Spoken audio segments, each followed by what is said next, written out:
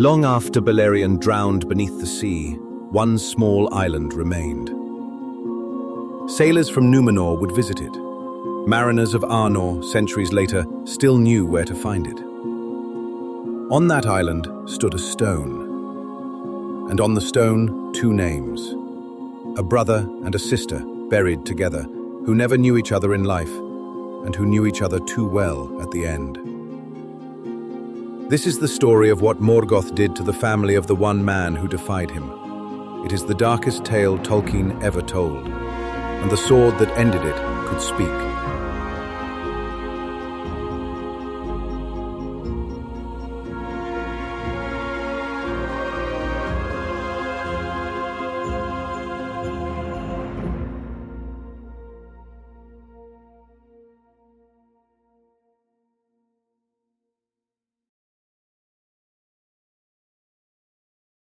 In the year 472 of the First Age, the greatest army the Free Peoples had ever assembled marched against the fortress of Angband. Elves and men, dwarves and Noldor, united for the first time under a single purpose: to break Morgoth's power and end his dominion over the north of Middle-earth. They called the battle that followed the Nirnaeth Arnoediad, the Battle of Unnumbered Tears. It was a slaughter. Morgoth had anticipated the alliance. His armies poured from Angband in waves that seemed without end, and treachery among the Easterling allies shattered the coalition's eastern flank at the decisive moment. The Free Peoples were routed. Fingon, the High King of the Noldor, was slain. The host of Nargothrond was nearly annihilated, and when the battle was lost, when every banner had fallen and every line had broken, one man stood alone on the plain. Hurin Thalion, Húrin the Steadfast, Lord of Dor-lomin of the House of Hador. His men formed a rearguard to cover the retreat of Turgon and the survivors toward hidden Gondolin. One by one, those men fell. Húrin's brother Huor was among them. Struck through the eye by a poisoned arrow, he died prophesying that from his line and Turgon's a new star would arise. And when every man around him had fallen, Húrin fought on alone. He wielded an axe. Each time he struck down one of Gothmog's troll guard, he cried out in Quenya, "Aure en Tuluva, day shall come again." 70 times he cried it. 70 trolls fell beneath his blade before his axe was torn from his grip. They took him alive. That was Morgoth's express command. Not because Morgoth admired courage, though even he could not ignore such ferocity, but because Húrin possessed something Morgoth wanted: knowledge. Specifically, the location of Gondolin, the last hidden elven city. But Húrin would not break. Not under threat, not under promise of power, not under the crushing weight of Morgoth's will pressing down upon his mind. He laughed in the face of the most powerful being in Middle-earth and told him nothing. And that was when Morgoth chose a different weapon entirely. What Morgoth did next was something new in the history of evil in Arda. He did not kill Húrin. He did not torture his body. Instead, he pronounced a malediction upon Húrin's entire family: his wife, Morwen, his son, Túrin, and his daughter yet unborn. And then he forced Húrin to watch it unfold. The words of the curse are among the most chilling Tolkien ever wrote. Morgoth declared that upon all whom Húrin loved, his thought would weigh as a cloud of doom, bringing them down into darkness and despair. Wherever they went, evil would arise. Whenever they spoke, their words would bring ill counsel. Whatsoever they did would turn against them. They would die without hope, cursing both life and death. This was not a simple hex or spell. Christopher Tolkien, in his foreword to the 2007 publication, distinguished Morgoth's malediction from those of lesser beings. Morgoth was a Vala, a power of the world. When he declared that the shadow of his purpose lay upon Arda, and that all things bent to his will, he was not merely boasting. His will genuinely permeated the fabric of the world he had helped create. His word carried weight that no mortal sorcerers could. And yet, and this is where Tolkien's storytelling becomes genuinely complex, the curse was not irresistible. Scholar Tom Shippey identified what he called double explanations running through every disaster in the tale. Each catastrophe has both a supernatural cause, the doom bending events, and a natural one, the character's own flaws inviting ruin. The text itself preserves this ambiguity deliberately. At one point, Morgoth began to fear that Túrin would grow to such strength that the doom laid upon his house might become void. Túrin was hidden from Morgoth's sight entirely during his years in Doriath. So the blight was real, but it needed cooperation. It needed the family's own nature, their pride, their stubbornness, their isolation, to achieve its purpose. But Morgoth added a second punishment, one aimed specifically at Húrin. He set Húrin upon a stone chair on the peak of Thangorodrim, Angband's 3 volcanic spires, and gave him a terrible gift, Morgoth's own sight. Enhanced vision that could pierce distance and shadow. Húrin could see across all of Beleriand, could watch his family from afar, year after year. Except what he saw was contorted, truth tangled with lies. Morgoth's perspective shaped the vision so that every event appeared worse than it was. Every motive seemed more sinister, every hope was shadowed. For 28 years, Húrin sat on that chair and watched. A father forced to witness his children's destruction through the eyes of the enemy who engineered it. This was Morgoth's cruelest innovation, not the destruction of a family, but the corruption of sight itself. Making a father see his children's suffering through a lens that magnified despair and obscured grace. The physical chains on Thangorodrim were almost beside the point. The real prison was the distorted lens through which Húrin was forced to observe the world. When Húrin was captured, his wife Morwen was pregnant with their third child. Their first daughter, Lalaith, whose name meant laughter in Sindarin, had already been taken from them, killed at age 3 by a plague sent from Angband. Now, with Easterlings occupying Dor-Lomin and her husband chained atop a volcanic fortress, Morwen made a desperate choice. She sent her 8-year-old son Túrin south to the hidden kingdom of Doriath to be raised under the protection of King Thingol. Túrin grew into a warrior of extraordinary ability. Tall, dark-haired, beautiful in the manner of his mother, whom the elves called Eledwen, elven fair. He fought alongside the great archer Beleg Thalion on Doriath's northern marches. But arrogance grew alongside prowess. When an elf named Saeros mocked his unkempt appearance and his mortal heritage, Túrin's response was so violent that Saeros fled and fell to his death. Túrin had been pardoned. Thingol's council investigated and cleared him. But Túrin never learned this because he had already fled, too proud to face judgment, too certain the world would condemn him. This pattern would repeat throughout his life. Not Morgoth's shadow bending events against him, his own nature driving him from safety into danger. And here began what may be the most psychologically revealing aspect of Túrin's tragedy, his compulsive renaming. Among the outlaws he fled to, he called himself Nathan, the Wronged. Later, wielding the helm of Hador, he became Gorthol, Dread Helm. When he arrived at Nargothrond, he introduced himself as Agawain, son of Umarth, Bloodstained, son of Ill Fate.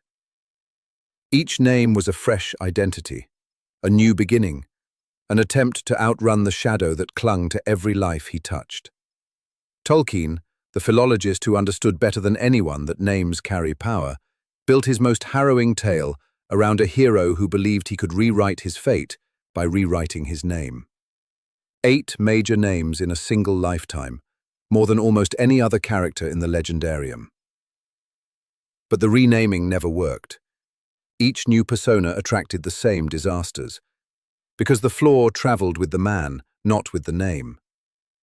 The proof came in the darkness outside an orc camp, in one of the story's most devastating scenes. Túrin had been captured. His loyal friend Beleg tracked him across the wilderness, found him bound and senseless among sleeping orcs, and cut his bonds.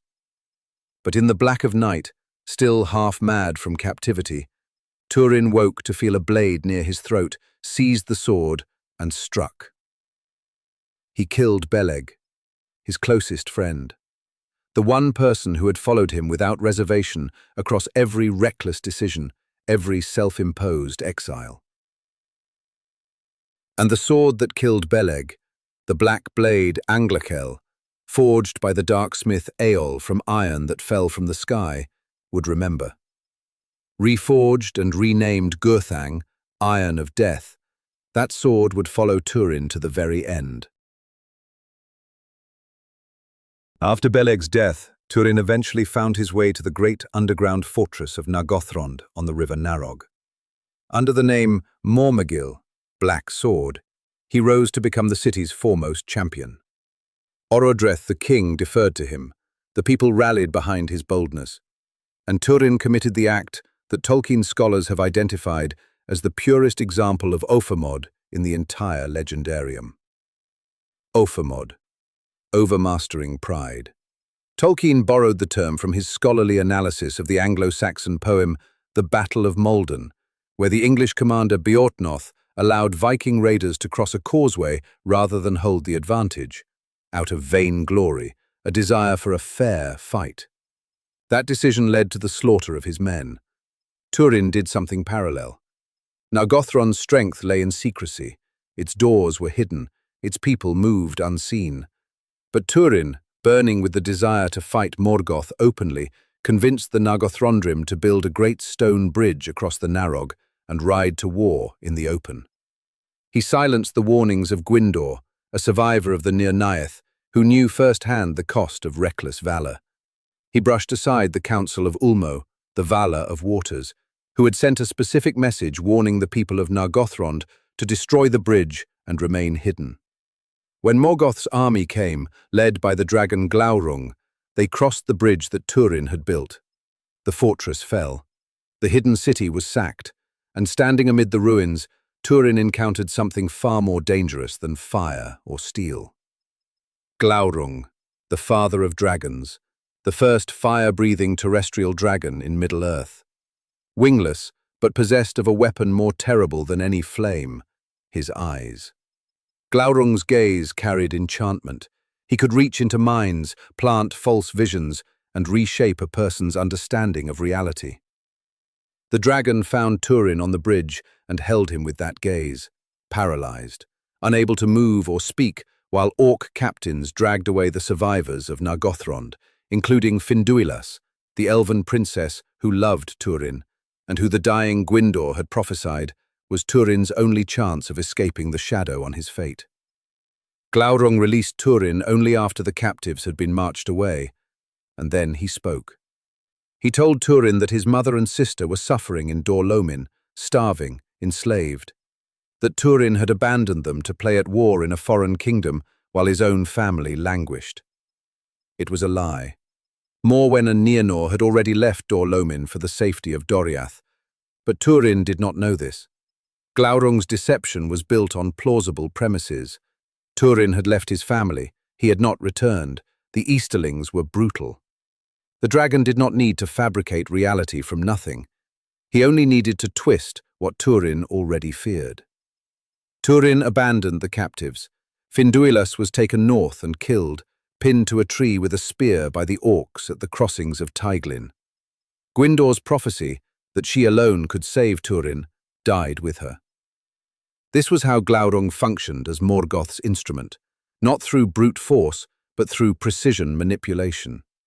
He found the fault line in Túrin's psychology, guilt over his family, and applied exactly the right pressure to shatter every remaining connection to salvation. If Glaurung's method against Túrin was deception, feeding him false premises to redirect his actions, what he did to Nienor was something altogether more horrifying. Nienor had never known her brother. Born after Húrin's capture, raised in Dor-Lomin and then Doriath, she had grown into a woman of remarkable will, her mother's daughter in courage, if not in coldness.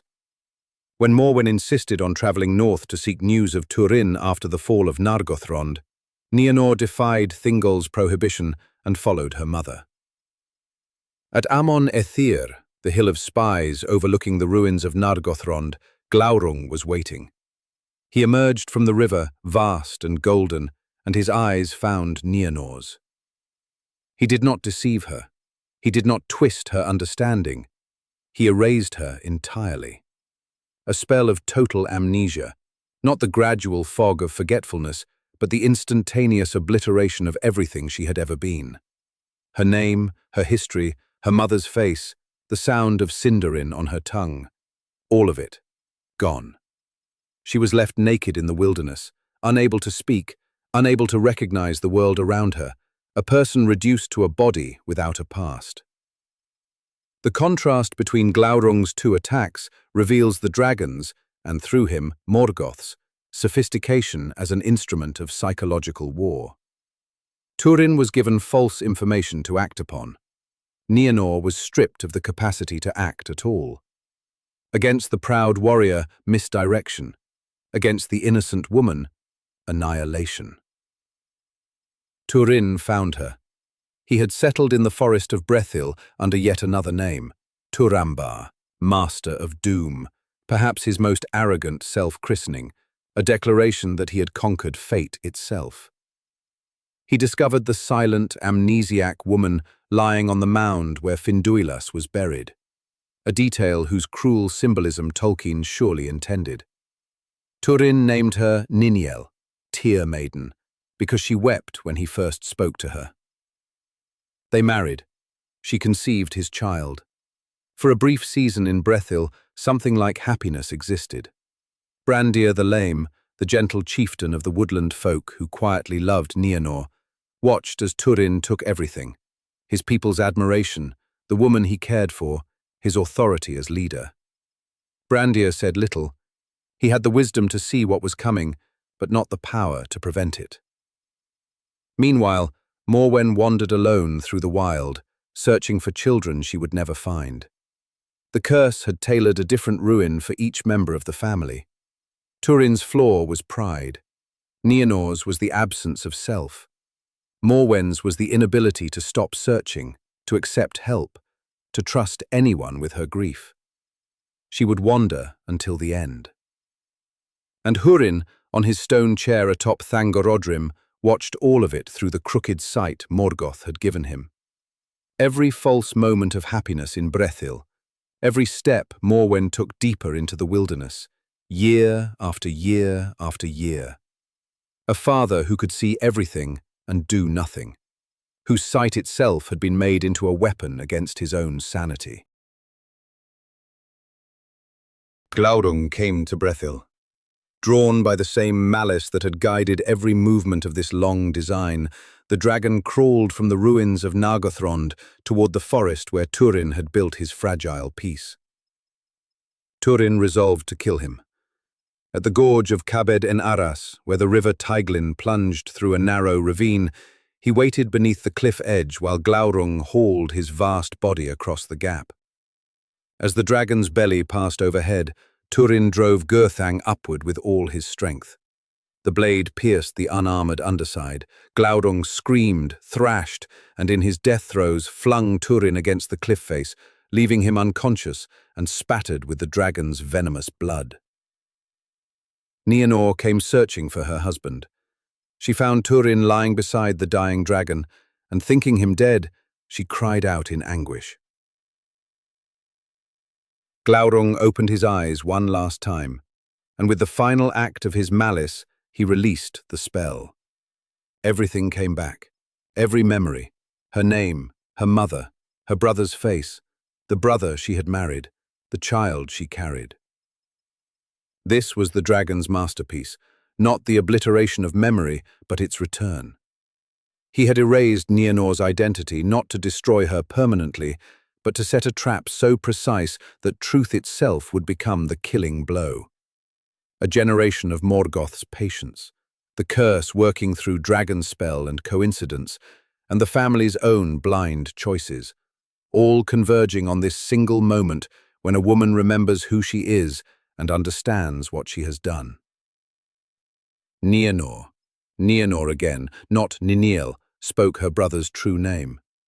She told the dying dragon that she was glad he was dying, and then she turned and cast herself into the gorge, and the river took her and her unborn child both. Túrin woke. Brandir found the courage to tell him the truth, and Túrin, in his anguish, did what the curse had shaped him to do. He lashed out. He called Brandir Clubfoot and killed him. In his youth, Túrin had given a loving nickname, Labadal, meaning hopperfoot, to Sador, an old one-footed servant he adored. At the end, he murdered a lame man with a mocking name for his disability. The same gesture, corrupted beyond recognition. This is what Morgoth's shadow had done to him, not by overriding his nature, but by hollowing it out from within. Mablung of Doriath arrived and confirmed what Brandir had said. It was true, all of it. Túrin went to the place where Glaurung lay. He addressed the black sword directly. He asked whether it would slay him swiftly, since it knew no lord or loyalty save the hand that wielded it. He asked whether it would take his blood and so forget the blood of Beleg and Brandir the Just. And the sword answered. A cold voice from the steel, yes, it would drink his blood gladly, so that it might forget the blood of Beleg its master and the blood of Brandir slain unjustly. It said it would slay him swiftly. Túrin set the hilt upon the ground and cast himself upon the point. Glaurung broke beneath him. They buried him beside the gorge. The gravestone bore two inscriptions. On one side, Turin Turambar, Dagnir Glaurunga. On the other, Nienor Niniel. And the Quenya lament that captures the entire tale in a single line was composed. A Turin Turambar, Turun Ambartanen, master of doom, by doom mastered. Morgoth released Húrin.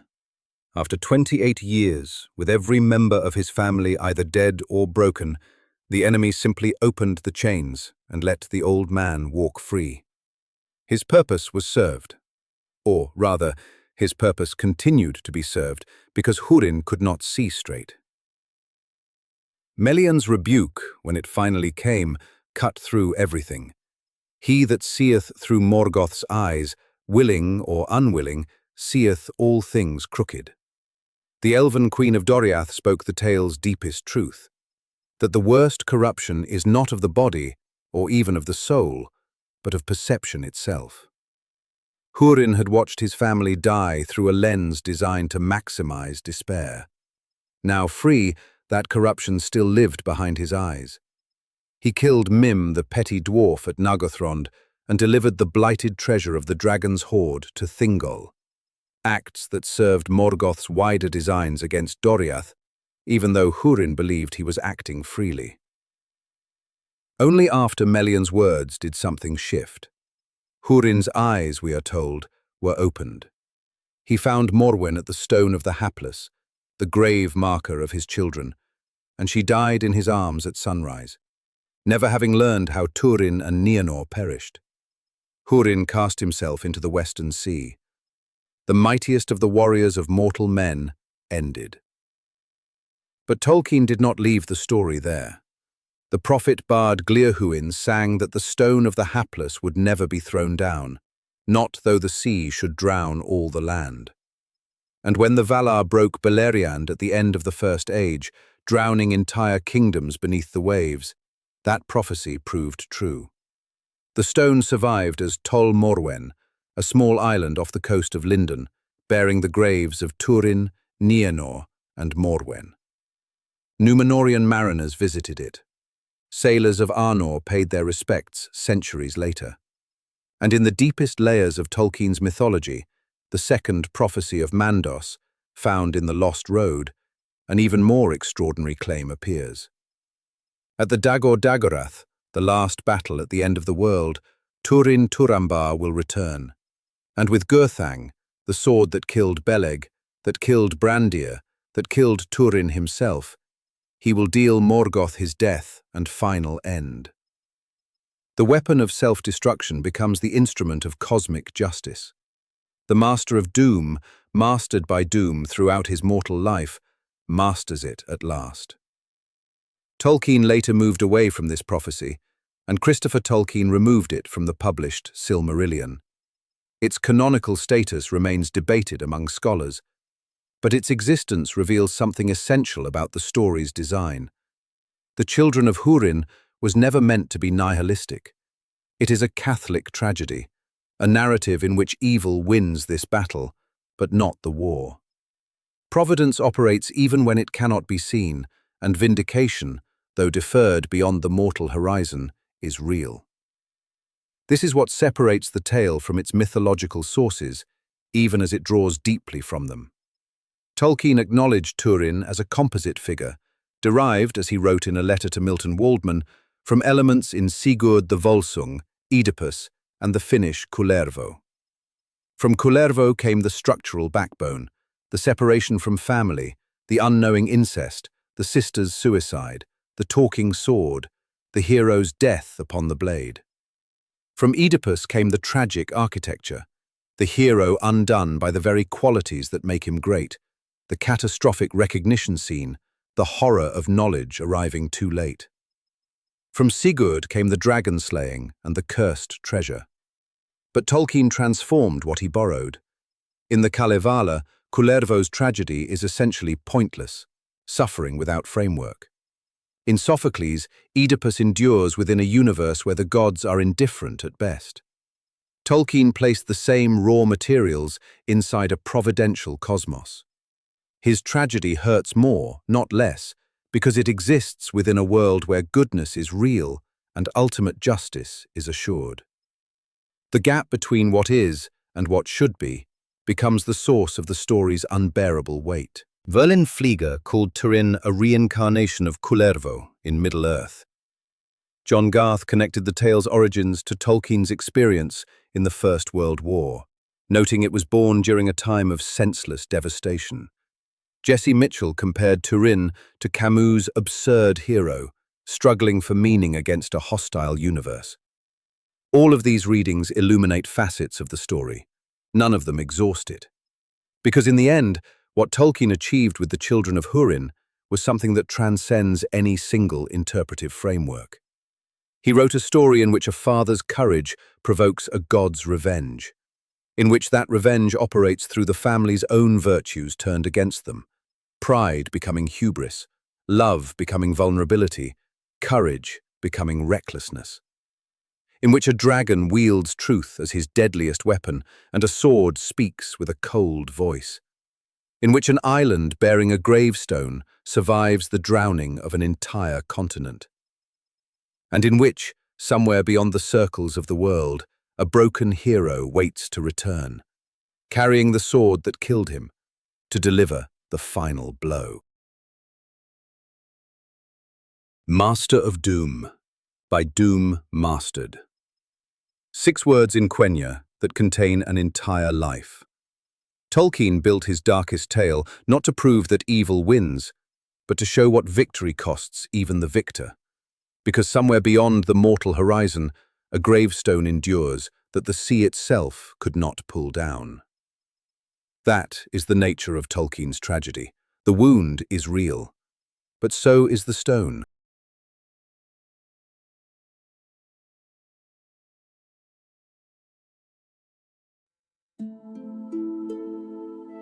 If this journey through Tolkien's most devastating tales stayed with you, subscribe to Ranger of the Realms for more deep explorations of Middle-earth. I'd love to hear your thoughts in the comments. Do you think Túrin's tragedy was driven by Morgoth's curse or by his own pride? May you find light where the shadow falls deepest.